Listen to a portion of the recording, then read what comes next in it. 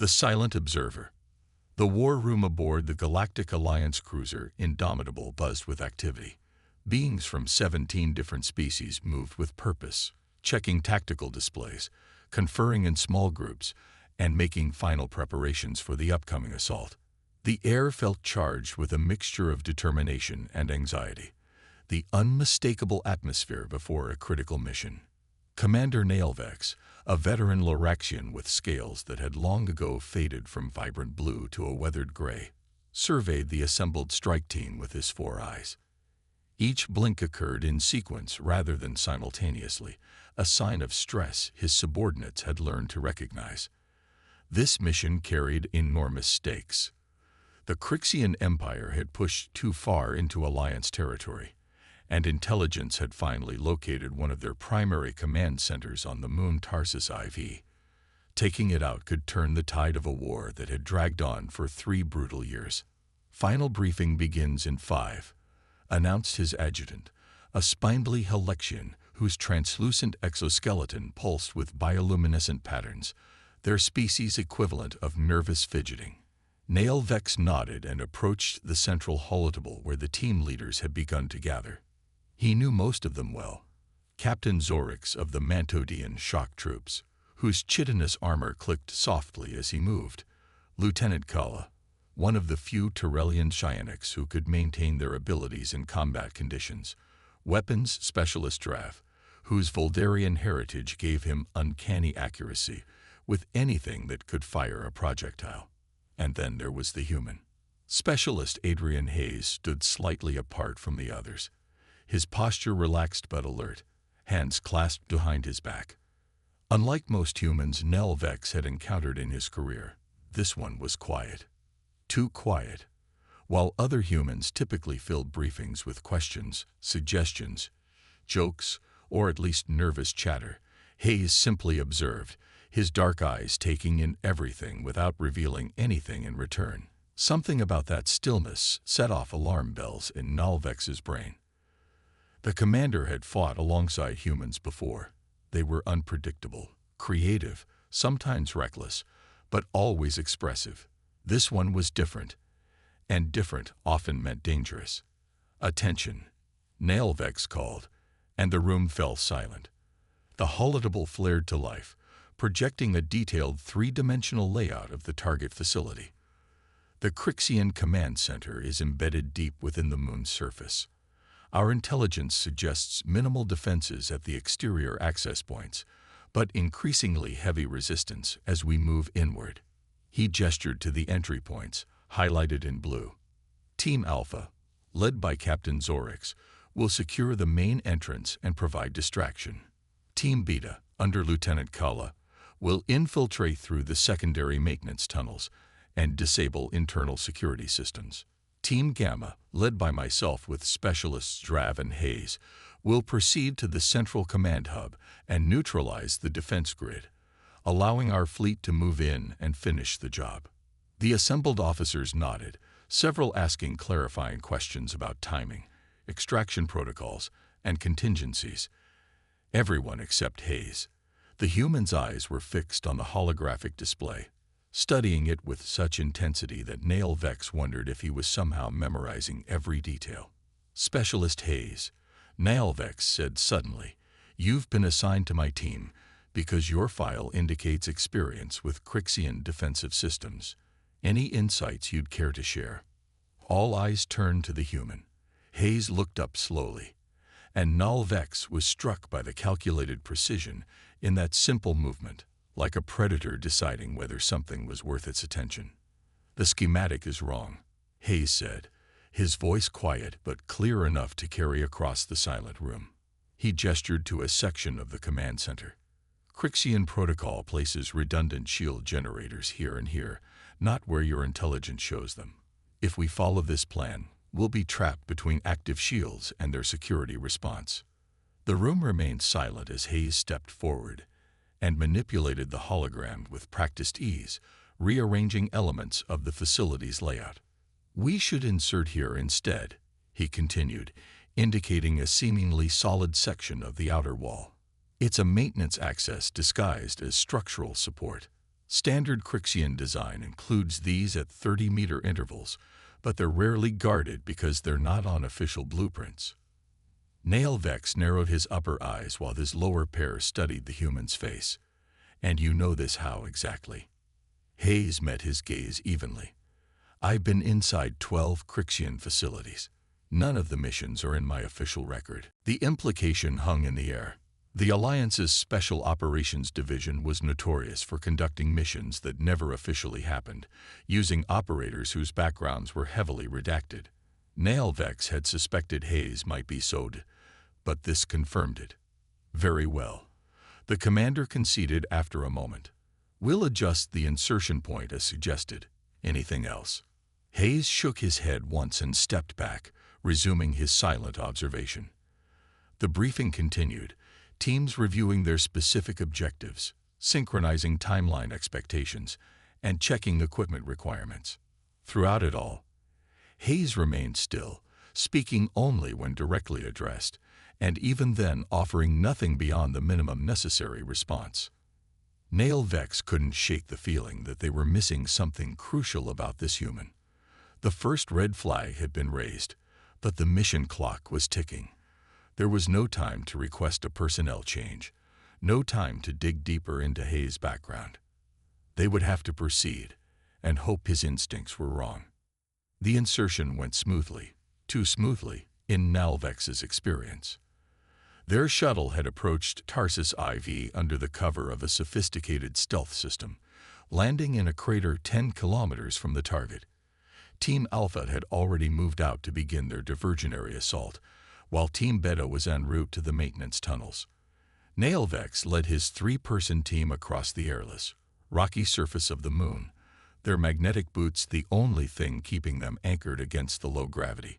Specialist Drav moved with the natural grace of his species, while Hayes progressed with an economy of motion that seemed almost mechanical. Approaching the insertion point, Nailvex announced over the secure comm, "Hayes, you're up."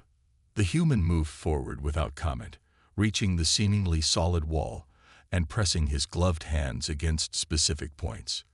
To Nailvex's surprise, a section of the wall recessed and slid aside, revealing a narrow access tunnel just as Hayes had predicted. "Alpha Team reports contact," came the voice of Captain Zorix through the comm. "Heavy resistance at the main entrance. Proceeding as planned." "Acknowledged," Nailvex replied. "Beta Team, status." "In position at the maintenance tunnel," Lieutenant Kella reported. "But we've encountered an obstacle. The access panel requires biometric authentication we weren't prepared for." Nailvex swore under his breath. "Can you bypass it?" "Working on it, but it'll take time we don't have," Kella responded, tension evident in her voice. "Continue with your attempt," Nailvex ordered. "We'll proceed with primary objective and attempt to disable security from our end." He turned to Hayes. "This complicates things. Without Beta Team disabling internal security, it doesn't change anything." Hayes interrupted, his voice still carrying that unnerving calm. "I can handle the security systems when we reach the command hub." Trav snorted, the sound distorted through his helmet comm. One human against a Crixian automated defense grid. "I've seen overconfidence, but this." "We proceed as planned," Nailvex decided, cutting off the argument. "Stay alert for active security measures." They moved through the access tunnel in single file, Hayes leading the way with surprising confidence for someone who supposedly had never been in this specific facility before. The tunnel opened into a dimly lit corridor, the walls pulsing with the distinctive bluish glow of Crixian tech. "Motion sensors ahead," Hayes whispered, halting them with a raised hand. Before Nailvex could ask how he knew, the human produced a small device from his equipment belt and activated it. A brief pulse of energy washed over the corridor, and Hayes nodded once. "Clear for the next 40 seconds, he said, already moving forward at a controlled run. Nailvex and Drav followed, both increasingly uneasy with how much Hayes seemed to know about systems he shouldn't have been familiar with. They passed through 3 more security checkpoints, each time with Hayes neutralizing or bypassing the measures with practiced ease. Alpha Team under heavy fire, came Zorix's strained voice. They've deployed combat mechs.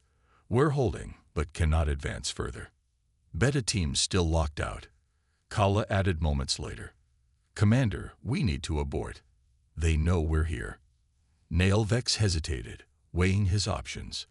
The mission parameters allowed for withdrawal if two teams were compromised, but they were already deep inside the facility. Pulling back now would mean losing their best chance to strike at the Crixian command structure. We're approaching the command hub, he finally responded. Stand by for. His words cut off as they rounded a corner and came face to face with a Crixian security patrol, 6 heavily armed soldiers, and a hovering security drone. For a frozen moment, both groups stared at each other in surprise. Then everything happened at once. The Crixians raised their weapons. Drav dove for cover behind a structural column, already drawing his sidearm.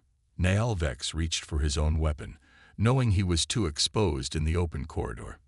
But Hayes moved. The human was a blur of precise violence. Before the first Crixian could fire, Hayes had closed the distance between them, disarmed the soldier with a twist of his arm that produced a sickening crack, and used the confiscated weapon to eliminate 2 more guards with perfect headshots. A 4th Crixian managed to fire, the energy bolt sizzling through the air, where Hayes had been a split second earlier. The human was already moving again, sliding beneath the line of fire, coming up inside another guard's defensive perimeter. His combat knife flashed once, twice, and the Crixian collapsed. The remaining 2 soldiers attempted to coordinate their fire, but Hayes threw his knife with impossible accuracy, embedding it in the eye slit of one guard's helmet. The last Crixian backed away, firing wildly. Hayes dodged every shot with unnatural precision, as if he could predict the weapon's trajectory before the trigger was pulled. He seized a fallen Crixian's weapon, rolled to avoid another energy bolt, and fired once. The last guard crumpled. The entire encounter had lasted less than 20 seconds. Hayes turned his attention to the security drone, which was already transmitting an alert. With casual efficiency, he attached a small device to its underside. The drone shuddered, its lights flickering, then resumed hovering as if nothing had happened. Reprogrammed, Hayes said simply, retrieving his knife and wiping it clean. It will feed false data back to their security network for the next 10 minutes. Nailvex and Drav emerged from cover, both staring at the human with new understanding and deep concern. No ordinary soldier moved like that. No ordinary human possessed those reflexes or that level of combat proficiency. What are you? Drav asked bluntly. Hayes ignored the question, checking a display on his wrist. Command hub is 30 meters ahead. We need to move. The drone buys us time, but they'll figure it out eventually. Nailvex wanted answers, but the mission took priority. We move, he decided. But this conversation isn't over, Specialist. Hayes nodded once, his expression unchanged, and took point position again. They reached the command hub with no further resistance. The circular room was filled with control consoles, holographic displays, and data terminals, but completely devoid of Crixian personnel. This doesn't make sense, Drav muttered, weapon raised as he scanned the room. A command center should be staffed, especially during an attack. It's a trap, Nailvex realized, reaching for his comm. All teams, fall back immediately. I repeat, fall. It's not a trap, Hayes interrupted, moving directly to the central control terminal. It's automated. The Crixians don't trust their mid-level commanders with strategic decisions anymore. This facility is operated primarily by AI systems with minimal organic supervision. His fingers flew over the alien interface with practiced familiarity. Screens change, security protocols deactivated, and system after system fell under his control. How are you doing this? Nailvex demanded. These are encrypted Crixian military systems. Even our best tech specialists need hours to crack their lowest security layers. Hayes didn't look up from his work. The Crixians stole most of their advanced tech from the archivists. I spent 3 years with the archivist remnant on Proxima B. They taught me their systems. That revelation hit Nailvex like a physical blow. The archivists were believed extinct, wiped out by the Crixians decades ago. Their technology had been legendary, centuries beyond what other species possessed. If Hayes was telling the truth, defense grid is down, Hayes announced. Transmitting access codes to the fleet now. They'll have a clear path to orbital bombardment positions. He stepped back from the console just as alarms began blaring throughout the facility. Time to go, he said calmly. This place will be targeted first. Nailvex stared at the human, seeing him clearly for the first time. Hayes wasn't just a soldier or even a special operative. He was something else entirely, something the Alliance Command had kept hidden even from mission leaders like himself. And Nailvex couldn't decide whether that made Hayes their greatest asset or their greatest threat. The storm unleashed. The debriefing aboard the Indomitable lasted for hours. Each team leader recounted their experiences, with particular focus on the unexpected security measures they had encountered. Captain Zorix's Alpha team had suffered casualties, 3 wounded, 1 critically, while Lieutenant Kala's Beta team had been forced to abort their mission entirely when Crixian reinforcements converged on their position. Only Gamma team had accomplished their objective, and the success of the entire operation rested solely on that achievement. The Alliance fleet had bombarded the Crixian command center from orbit once the defense grid fell, reducing it to rubble and striking the significant blow against enemy operations in the sector. Throughout the debriefing, Adrian Hayes sat silently, offering minimal responses when questioned directly. His official report was sparse, clinical, devoid of the details that might explain how he'd single-handedly neutralized 6 Crixian guards or accessed their most secure systems with apparent ease. Commander Nailvex watched the human from across the conference table, his 4 eyes rarely blinking now. The initial red flag had turned into a blaring alarm in his mind. Specialist Hayes. Admiral Thran interrupted Nailvex's thoughts, her tentacled face impossible for most species to read, but her tone sharp with curiosity.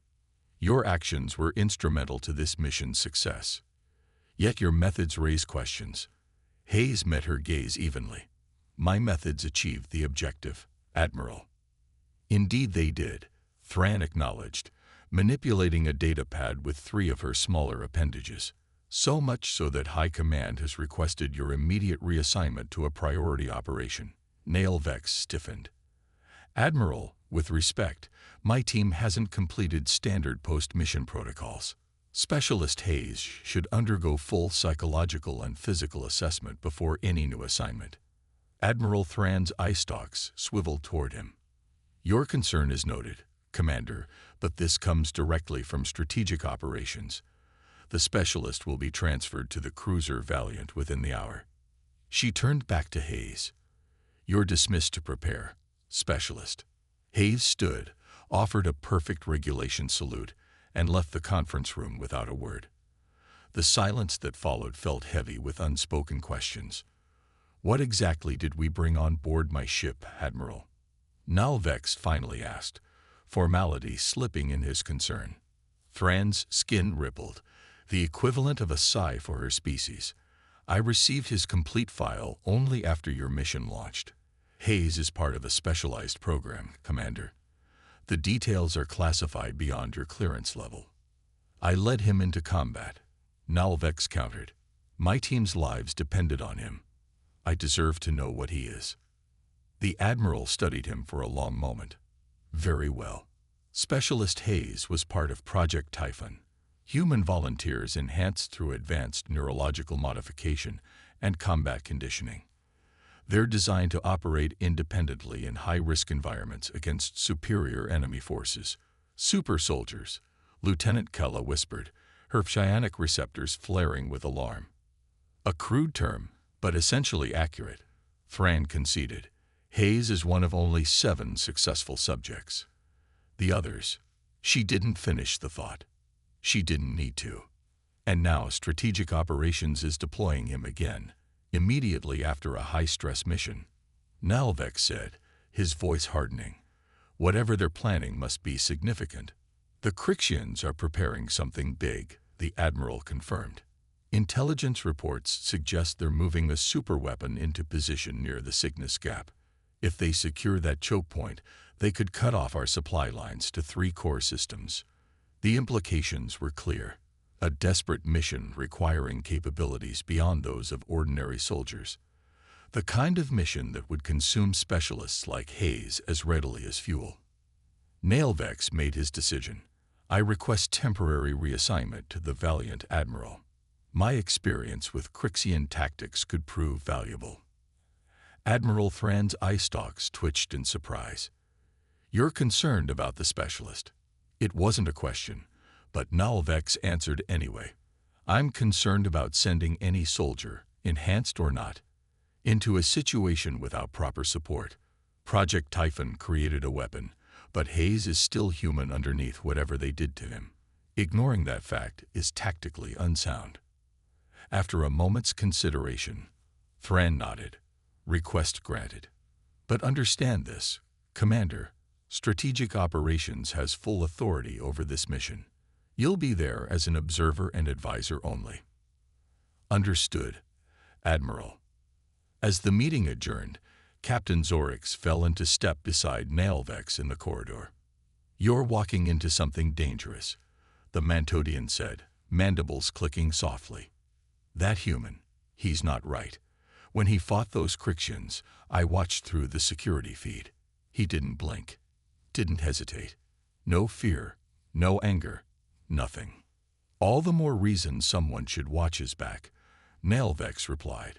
Whatever they did to him, he's still fighting on our side. Zorix's compound eyes gleamed. For now. But what happens when he decides otherwise? The cruiser Valiant was already at battle stations when Nailvex arrived. Crew members rushed through corridors, preparing for imminent engagement. He was escorted directly to the command deck, where Fleet Captain Jonas, a stern Etherian whose crystalline skin reflected the harsh lighting, greeted him with bare formality. Commander Nailvex, your arrival was unexpected. Admiral Thran felt my experience could be valuable. Nailvex responded smoothly. Where is Specialist Hayes? Jonas gestured to a tactical display showing a small planetoid near the Cygnus Gap, already deployed. The Crixians have established their weapon facility here, on Nemesis Minor. Hayes infiltrated 30 minutes ago with a strike team of our best operatives. Nailvex studied the display with growing concern. What kind of weapon are we dealing with? A gravitic displacement device, Jonas answered, capable of creating localized space-time distortions that would tear apart any ship attempting to pass through the gap. Our scientists estimate it could maintain a blockade indefinitely with minimal power requirements. And Hayes is supposed to destroy it alone. Not alone. He has 6 elite operators with him. Jonas's crystalline features hardened, though based on initial transmissions, they might as well not be there. The captain activated a communication channel. Valkyrie team, status report. A strained voice responded through bursts of static. Heavy resistance. Hayes is. Never seen anything. The transmission cut out abruptly. We've been getting fragments like that since they breached the outer perimeter, Jonas explained. Whatever Hayes is doing in there, it's keeping the Crixians too busy to jam our comms properly. Nailvex felt a chill. Captain, there's something you should know about Hayes. He's not a standard operative. He's part of Project Typhon. Jonas finished for him. Yes, I know. Strategic Operations was quite clear about his capabilities and limitations. Limitations. Nailvex seized on the word. Jonas hesitated, then lowered his voice. The neural modifications make them exceptionally effective, but not indefinitely. Each combat engagement accelerates a degradation process. Eventually, the subject becomes unstable, unpredictable. And they sent him anyway. Nailvex's scales darkened with anger. The mission parameters were deemed worth the risk, Jonas replied stiffly. Besides, Hayes volunteered specifically for this operation. He insisted on it. Before Nailvex could respond, the communication system crackled back to life. Valiant, This is Valkyrie Actual. The voice was calm, controlled, unmistakably Hayes. Target located. Team is securing the approach. Request strategic assessment on structural weak points. Jonas quickly transferred the communication to the tactical display, where structural schematics of the Crixian facility appeared alongside real-time sensor data. Specialist, our analysis suggests the primary power couplings are located in the central chamber. The captain responded. Neutralizing those would trigger a cascade failure in the weapon systems. Acknowledged, Hayes replied. Be advised, Crixian resistance is heavier than anticipated. Standard forces supplemented with cybernetically enhanced units. Valkyrie 3 and 5 are down. 4 is wounded but mobile. The clinical assessment of casualties sent another chill through Nalvex. No emotion, no concern for his fallen teammates, just data. Hayes, Nailvex cut in, stepping closer to the communication array. This is Commander Nailvex. We fought together at Tarsus IV. A brief pause. I remember, Commander. The Crixian enhanced units, are they similar to the security forces we encountered in the command center? Negative, Hayes answered. These are more advanced, faster reflexes, integrated weapon systems, distributed neural networks making headshots ineffective. They're learning from our tactics in real time. Nailvex exchanged alarmed glances with Captain Jonas. Adaptive enemy combatants represented a significant escalation. Can you complete the mission? Jonas asked bluntly. Yes, came Hayes's immediate response, but not as planned. The team will create a diversion while I proceed alone to the central chamber. That's suicide, Nailvex objected, even with your capabilities. Another pause, longer this time. When Hayes spoke again, something had changed in his voice, a subtle shift, a hint of something almost like emotion. Commander, there's something strategic operations didn't tell you. This mission was always meant to be one way. The weapon can only be destroyed from inside its containment field. Jonas swore softly. They knew this would be a sacrifice play. They knew, Hayes confirmed. So did I when I volunteered. My neural degradation has reached critical levels. This is my final effective mission either way. The revelation struck Nailvex like a physical blow.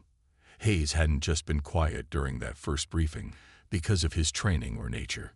He had been quiet because he was already aware of his fate, already counting down his remaining effective time.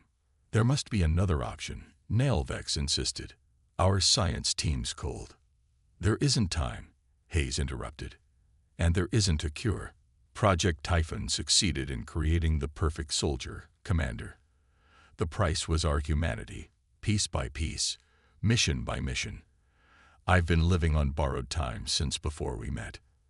In the background of the transmission, the sounds of combat intensified, energy weapons discharging, explosions, the distinctive whine of Crixian battlemechs. Valkyrie team is engaging the main security force now, Hayes reported, his voice reverting to that professional flatness. I'm proceeding to the objective. Maintain position for confirmation of target destruction. Hayes.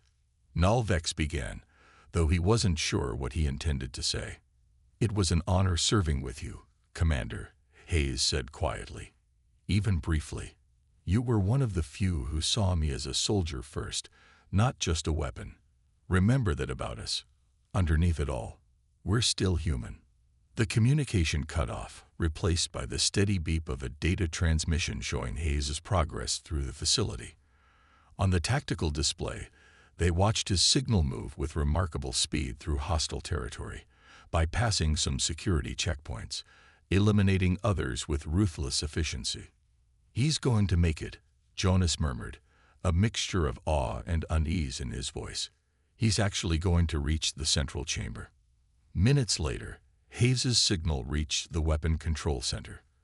For several tense moments, nothing changed on the display. Then, abruptly, energy readings from the facility began to spike dramatically. He's overloading the containment field, the ship's science officer reported. Gravitational anomalies forming throughout the complex. The weapon is becoming unstable. All Valkyrie units, immediate extraction. Jonas ordered into the comm. Repeat, immediate extraction. Copy that, responded one of the remaining team members, voice strained. Moving to extraction point. What about Hayes? A new voice answered, Hayes himself, somehow still maintaining communications despite being in the heart of the destabilizing facility. Too late for extraction, he said, his words punctuated by the sounds of structural failure. Containment field collapse in approximately 40 seconds. Get clear. We're not leaving you behind, insisted the other operative. Hayes' response was accompanied by what might have been a laugh, the first genuine emotion Vex had heard from him. I was behind from the start. Complete the extraction. That's an order. On the tactical display, the energy readings continued to climb toward critical levels. The remaining Valkyrie team members' signals moved rapidly toward the extraction point, while Hayes' signal remained stationary in the central chamber. 20 seconds to containment failure, the science officer announced. Gravitational distortions expanding beyond the facility perimeter. Vex watched in silence, a strange mix of sorrow and respect washing over him. Hayes had known all along what this mission would require. He had accepted it without complaint, without seeking glory or recognition. Quietly, efficiently, like everything else he did. 10 seconds. 5. Containment failure imminent. The tactical display flared with blinding light as the weapon facility collapsed in on itself, crushed by the very gravitational forces it had been designed to harness. The planetoid's surface buckled and fractured, a significant portion of its mass compressed to incredible density before the reaction finally stabilized. Where the Crixian facility had stood, only a smoking crater remained. Valkyrie team extracted successfully, reported the communications officer. 4 survivors recovered. No signal from Specialist Hayes. Captain Jonas bowed his head briefly, then straightened. Prepare to receive the extraction shuttle. Alert medical to expect casualties. As the command center returned to its efficient operation, Vex remained fixed before the tactical display, staring at the last place Hayes' signal had appeared. He knew from the beginning, the commander said quietly. From that first briefing when he sat so still, said so little. He already knew he was running out of time. Strategic operations made their assessment. Jonas responded, though without his earlier conviction. They determined the mission justified the cost. And Hayes, what did he determine? Jonas was silent for a moment. According to his file, when they told him about this mission, told him it would be his last, he asked only one question. Will it save lives? When they confirmed it would, he volunteered immediately. Vex nodded slowly. That was the part of him they couldn't modify away. The human part. He turned from the tactical display and headed toward the door. Where are you going, Commander? Jonas called after him. Vex paused in the doorway. To meet the survivors. Someone should tell them exactly who saved their lives today. Someone should remember Adrian Hayes as more than just a weapon. Someone should remember the warning signs, the quiet human in the briefing room, and understand what they really meant. As he walked through the corridors of the Valiant, Vex made a silent promise to himself. The next time he encountered a human soldier who was too quiet, who watched too carefully, who knew too much, he wouldn't see just a red flag or a potential threat. He would see a person carrying a burden too heavy to share, fighting battles most would never understand. He would remember Hayes.